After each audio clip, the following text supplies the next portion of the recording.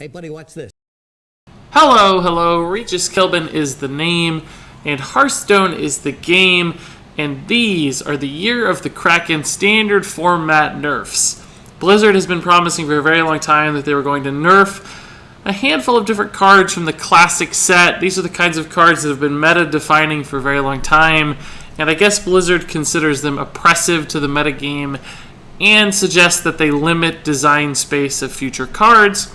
So they're changing these cards up in a variety of different ways in order to open up their options for future expansions as they rotate cards into and out of standard format, and just to make certain classes or certain cards feel a little bit more balanced. So there are 12 total cards that were given nerfs. I'm going to touch each of them in this video and essentially just review how big I think the impact these nerfs will have on the cards and on the metagame.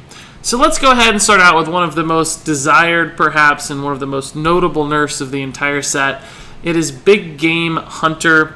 Of course, everyone knows this 3-mana card as the ultimate destroyer of dreams if you like to play big, slow minions.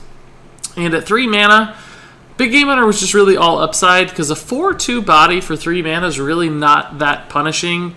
It can't be pinged off, it trades up pretty well, it threatens a lot of damage in the late game, and of course the battle cry still destroys something huge. So I actually agree with Blizzard's changes here. They're just taking the card from 3 mana to 5 mana. Everything else remains exactly the same. So essentially, the 3 mana version had no downsides, a huge, insanely powerful effect. It was just too good. So now at 5 mana, essentially you're going to be balancing the power of its Battlecry effect with the very weak body for 5 mana. In other words, getting a 2 health minion out for 5 mana feels very, very bad. So it's really going to be a harder decision to play Big Game Hunter in decks because you're just sacrificing so much. Plus, at any given turn, spending 5 mana is a lot more punishing than 3 mana. Plus, it comes a little bit later in the game, of course, because you can't play it turn 3, 4, 5. So there are a couple different ways that this affects Big Game Hunter. I actually still think at 5 mana, Big Game Hunter will be played as a tech card in a variety of decks because, on turn 10, you can play Big Game Hunter along with another powerful 5-drop. So you can deposit a decent, reasonable, high attack minion onto the board and play either like a 3-mana card in a hero power or just a 5-mana card right alongside it. Even on turn 7, you can still Big Game Hunter hero power. There are ways to play this at 5 mana. It probably won't show up in so many decks as it does now, but I think it's a playable card, particularly because we've seen so many big minions coming out of Whispers of the Old Gods so far that it might still be important to run this card. It's just much more balanced when you do so. So, in my mind, a great change, but still a playable card. Moving on to Ironbeak Owl. Of course, the old version of Ironbeak Owl is 2 mana, 2/1 with the Battlecry Silence a minion. Another very powerful effect for a cheap cost. 2 mana is a very efficient way to silence. And the 2/1 body isn't that punishing for 2 mana. There are other 2 mana cards with 2/1 bodies, like Loot Hoarder, for instance. So you get a great effect, and the thing about Ironbeak Owl was that it was so easy to slot in to a turn at 2 mana. So on turn 5, you could play a 3-mana card, an Ironbeak Owl. Turn 7, you could play a 5-mana card, Ironbeak Owl. It just never feels that bad to play a 2-mana card at any given point. You're basically trading out a hero power for Ironbeak Owl. And the effect, of course, is insanely powerful just because it silences anything. It silences Sylvanas, it silences Tyrion, so on and so forth. It ruins dreams. Similar changes have been implemented as with Big Game Hunter. Essentially, Blizzard just took the cost and upped it by a little. So Ironbeak Owl is now the exact same card, it just costs 3 mana. And I like this change again. This one's a little bit more subtle than Big Game Hunter, that it only goes up 1 mana, or about 50%. Big Game Hunter went up 2 mana, which was like a 66% increase in cost. So a little bit more subtle, a cost increase. Again, I think it's still playable at 3 mana. The problem is suddenly Spellbreaker is a 4 mana 4/3 that silences. So I think Ironbeak Owl feels a little bit worse compared to Spellbreaker, which suddenly starts to make more sense. For 1 mana, you're getting an additional 2/2 in stats. So I kind of like Spellbreaker anyway sometimes, and to me, that gives it a pretty definite edge over Iron Beguile. But in beast decks, in low-cost decks where you really do need to focus on mana efficiency, I could still see Iron Beguile playing. I think it's less oppressive than it was at its cost, which is exactly what the goal was with these nerfs. So another fantastic change that slows down the card a little bit, but still keeps it playable. So let's move on to Molten Giant. Of course, Molten Giant before was a 20 mana minion with an 8/8 body that costs 1 less for each damage your hero has taken. So essentially, if you got your hero down to 10 health, you could play it for 0 mana. But now the original cost will be 25. So in order to get Molten Giant down to 0 mana, you'll have to be down to 5 health, which makes it much more punishing and much less likely that you can play it at 0 health. Or 0 mana, excuse me. So handlock style decks that push themselves down to 10 and play double Molten Giants with a taunt, it'll be much riskier for them to do that, because 10 health usually, while you died to stuff like the old Druid combo, you would still survive to most spells, and it gave you a little bit of wiggle room. You could even go to like 12 or 14 and play a couple Molten Giants for 2 or 4 mana and taunt them up. So there were still ways to kind of exploit the cost, even if you didn't get them down to 0. But this means even to get them down to 2 mana, you gotta go down to 7 health, which is very risky to like a fireball ping. So this is just balancing the risk-reward ratio for Molten Giant, making it much riskier to get the benefits. I actually think this is a pretty substantial nerf to the card. It's just going to be stretching your health pool so thin and making it so much riskier to try to fit these into a deck. It might still work in things like Mage, where Ice Block gives it a little more wiggle room, but in Warlock, I think it's more dangerous. Probably still balanced and totally fine and reasonable, and I understand why Blizzard made this change, but I think it does kill the Molten Giant just a little bit. Moving on to Knife Juggler. This, I think, has really been one of the most requested nerfs in all of Hearthstone, particularly by certain pro players. Knife Juggler, people think it's just too random and too powerful. So once you get a Knife Juggler out and you're able to play 4 or 5 minions like Unleash the Hounds or Muster for Battle, those kinds of things where you just unload multiple minions, suddenly Knife Juggler turns into a really, really powerful 2-drop that's comparable to something like a Flame Waker in Tempo Mage, for instance. But played in all kinds of aggressive early style board presence decks like Zoo or Paladin, so on and so forth. Anything that runs lots of minions and cheap minions loves Knife Juggler. So most people were expecting it to get a kind of an RNG nerf where, maybe it only did damage to minions or the enemy's face, or only half the time it did damage, or something that reduced its effect, because the effect is what made Knife Juggler so oppressively powerful. Combined with the fact that it had a very strong 3/2 body for 2 mana, so it trades favorably into so many different things. But Blizzard barely touched Knife Juggler. All they did is take him from 3 attack to 2 attack, which means the element that made Knife Juggler so strong in the first place, which was its card text, its effect, still exactly the same. Hasn't changed at all. So half the time you played Knife Juggler, you never even get to attack. You don't even hit with 3 damage. You're just all about the effect. It's all about that instant effect in the same turn. Your opponent will almost always find a way to kill it. So you didn't really care too much if it had 3 attack or 1 attack. And Blizzard just barely ticked down the attack to 2, which to me keeps the card almost identically playable. A very minor nerf. Very, very minor. It still trades into 2-drops pretty well at a 2/2. Still get the instant effect. The cost is the same, so it's not any slower. Still an incredibly powerful card, and although slightly worse, one of the best 2-drops in the game, despite the nerf, in my mind. So Knife Juggler, I don't think, is going anywhere. Moving on to another neutral card. This time it's Leper Gnome. The beloved or hated, depending on your preference, Leper Gnome is a 1-mana minion that's a 2/1, of course with a Death Rattle, deal 2 damage to the enemy hero. So Leper Gnome really showed up in any kind of race-style deck that was all about hyper damage and hyper board presence and aggression and getting lots of minions out. Stuff like Hunter and even Zoo have ran Leper Gnome to prominence. It's just showed up in a lot of different decks that want to do damage very quickly. And it has a very powerful death rattle for a 1-drop. Dealing 2 damage for 1 mana is actually pretty good on its own. So when you attach a reasonable 2/1 body to it, it's debatably one of the best 1 mana cards in the game.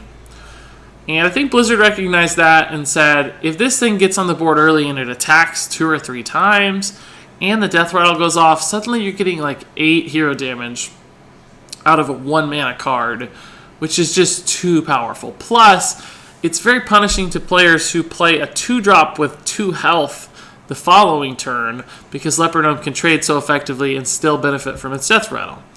So Blizzard, I think, calculated all that, said a good way to fix Leper Gnome is just drop the attack value.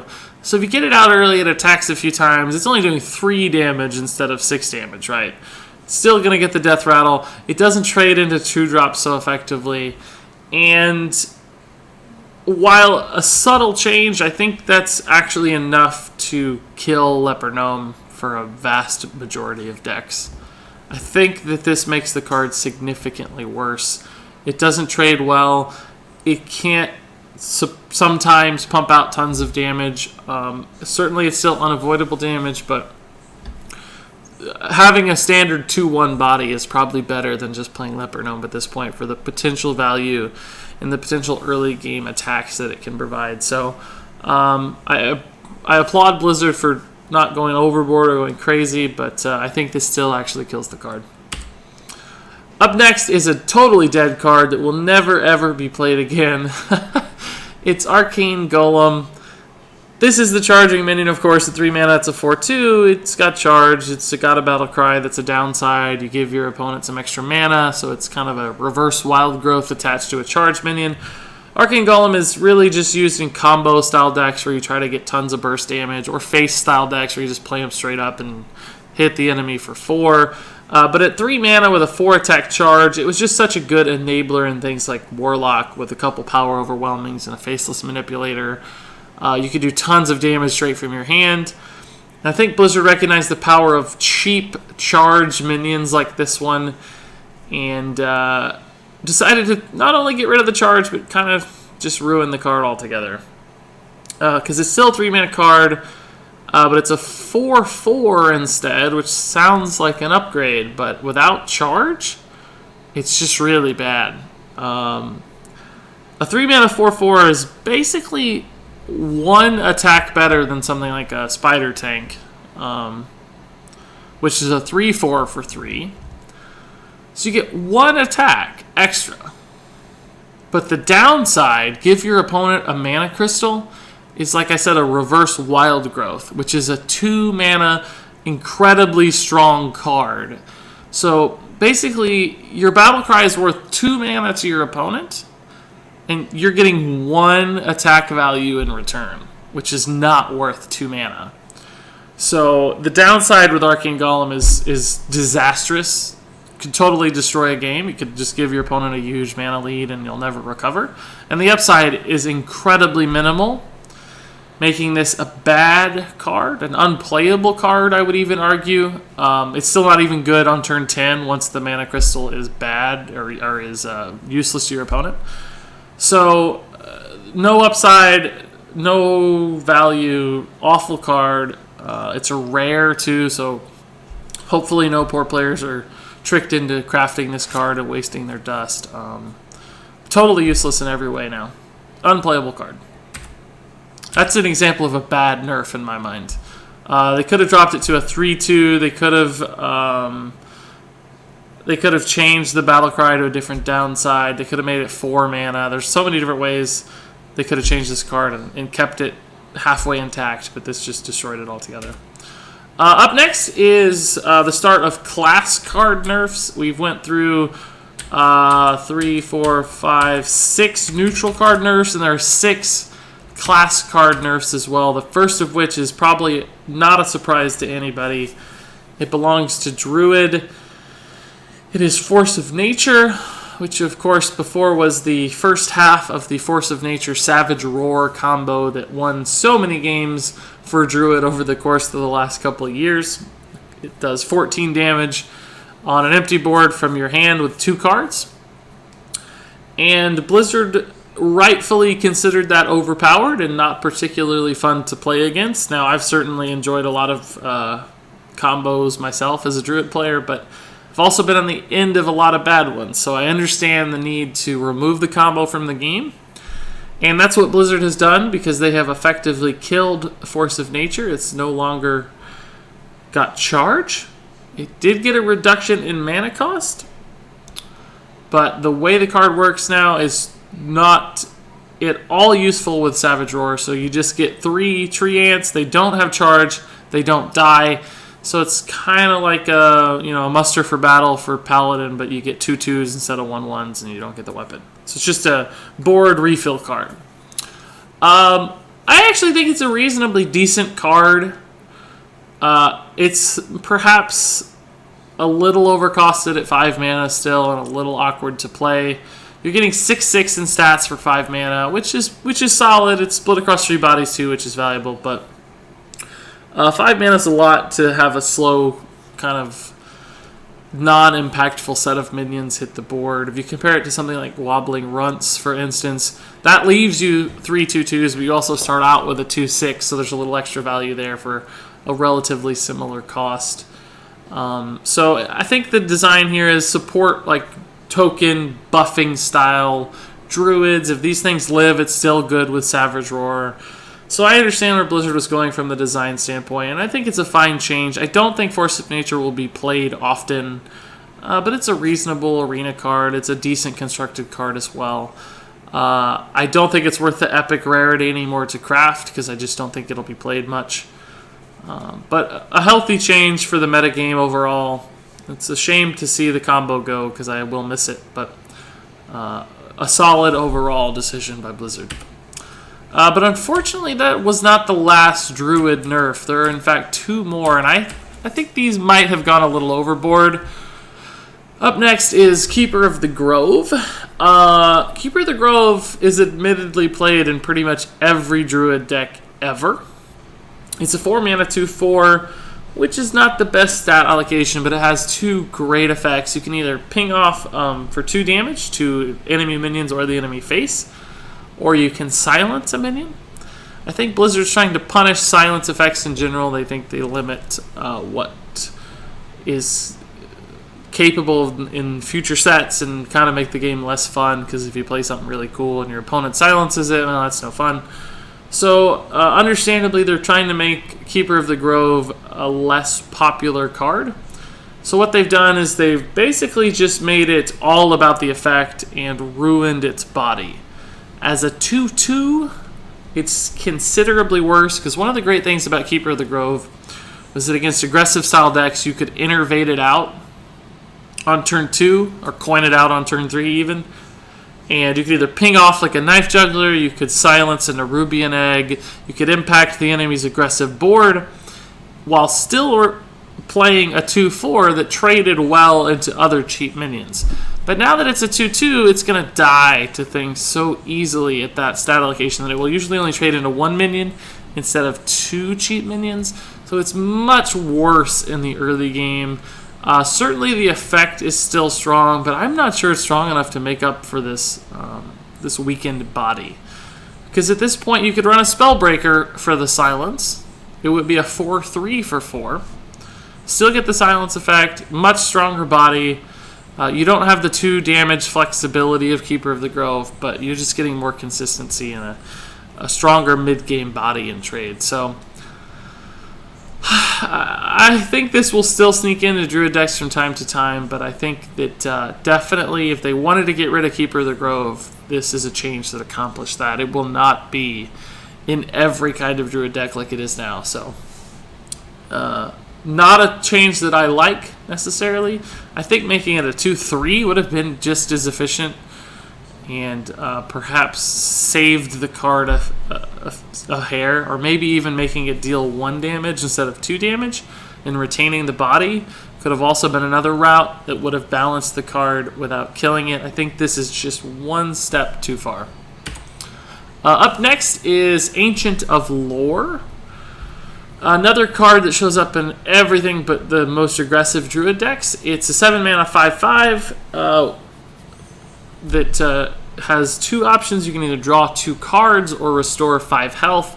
Another great flexible effect. Fantastic at refilling your hand in the late game for Druids while still playing a solid body onto the board. Sometimes the heal is nice too if you're absolutely trying to stabilize against a super aggressive deck and you just need 5 health. So Blizzard made a pretty powerful change to this card, but I'm not actually sure that it killed it. So you still get the 5 health, but instead of drawing 2 cards, now you only draw 1 card. So just reduce the refilling your hand potential of Ancient of Lore. So now I think you can kind of compare this to, say, like an Azure Drake, which a Druid runs as well. For that, you're paying 5 mana to get a 4/4 in a card. And of course, the spell damage doesn't hurt. So when you compare Ancient of Lore to that, suddenly Ancient of Lore looks considerably worse, because for 2 extra mana, you're only getting 1/1 in extra stats, which is not good. You're getting a 1/1 for 2. You're getting a little bit of flexibility thanks to the 5 health restore.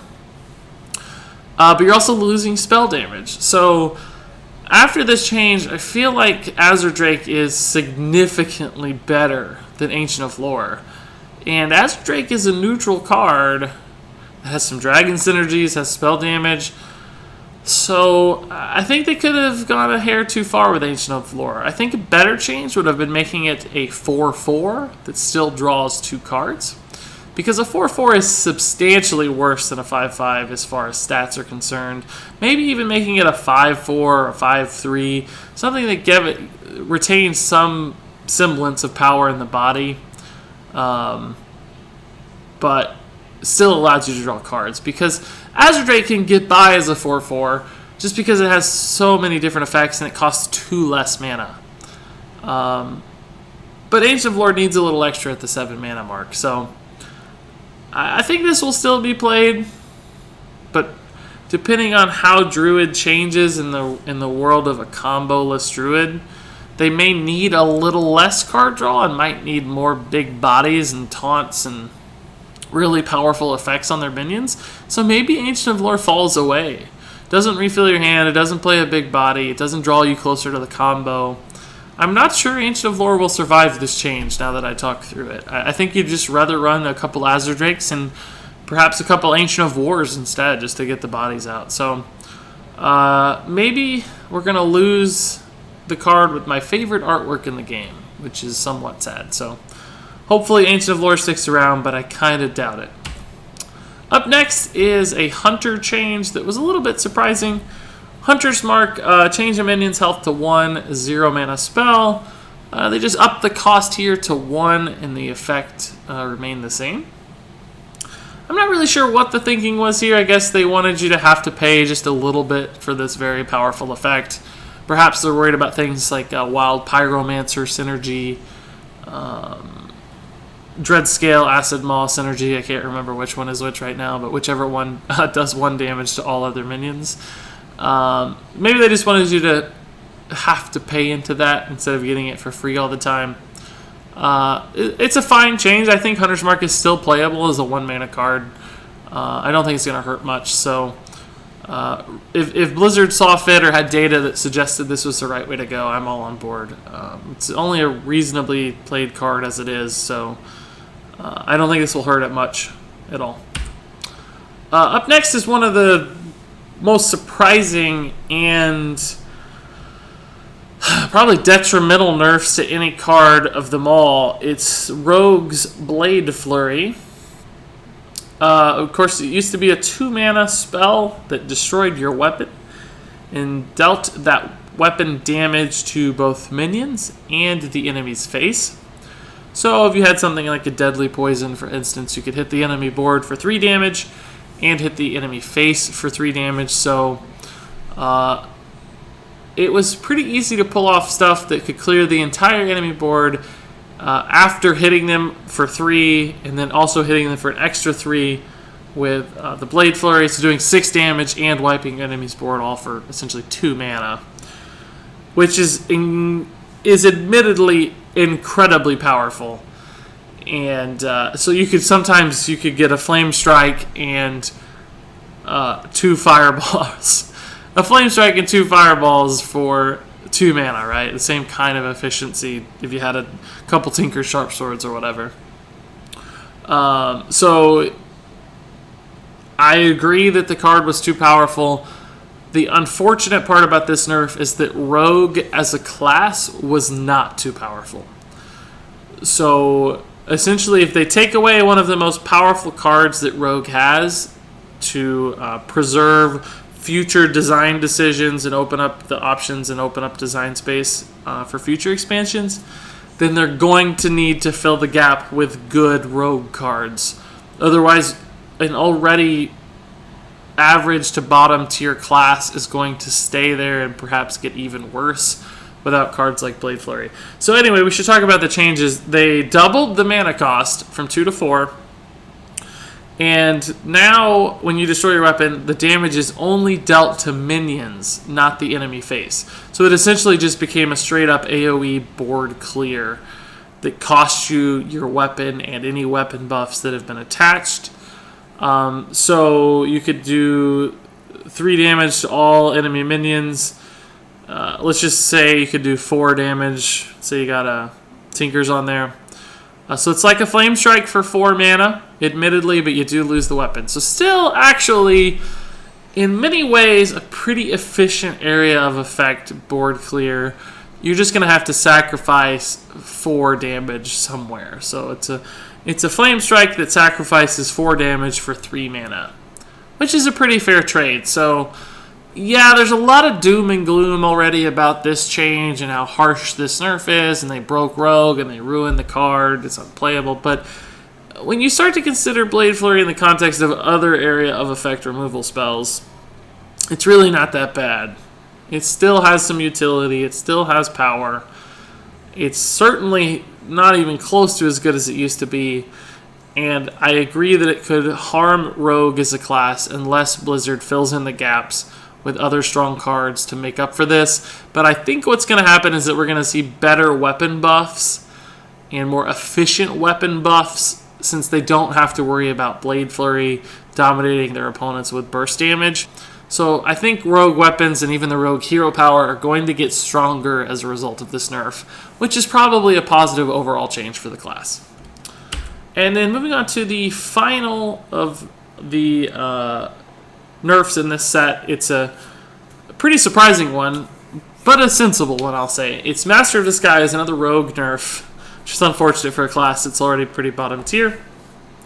Master of Disguise is a 4-mana 4/4 that had the battlecry give a friendly minion stealth, and that was a permanent stealth effect, right? So you could give a Mal'Ganis stealth if you somehow magically got a Mal'Ganis as a rogue and never die, because your opponent would have a very difficult time clearing it with AoE spells or whatever. But now Master of Disguise only gives that minion stealth until your next turn. So the stealth is no longer permanent. It lasts just during your opponent's turn.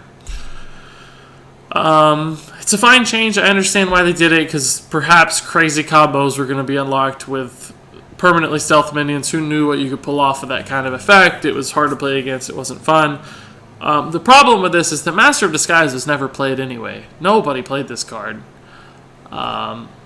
It's still not good as a 4-mana 4/4 with this battlecry. I presume there are some crazy minions coming up in this expansion, or maybe even the next one if they know that far along, that would have been broken with Master of Disguise, so that's why they did this. And maybe Master of Disguise gets better with those minions as well, even keeping them stealth a single turn. So that would be the excuse for this to happen. I do wish they'd given it like an extra health point or something just to toss us a bone and make the card look playable. So if it was a 4-mana 4/5, it'd be a Chillwind Yeti with a pretty strong effect, which is, in terms of class cards, usually what happens. You get vanilla stats with a reasonable effect. And this is now a reasonable effect instead of an incredibly overpowered effect. So an extra health point would have made this feel a little more palatable to me, but Still a fine change as far as I'm concerned. Blizzard knows more than I do about what's coming, so they likely had a reason. So as far as our nerfs go, that's Master of Disguise, Blade Flurry, Hunter's Mark, Ancient Allure, Keeper of the Grove, Force of Nature, Arcane Golem, Leper Gnome, Knife Juggler, Molten Giant, Iron Beguile, and Big Game Hunter. Those nerfs will be hitting with the release of Whispers of the Old God, so keep an eye out for those cards.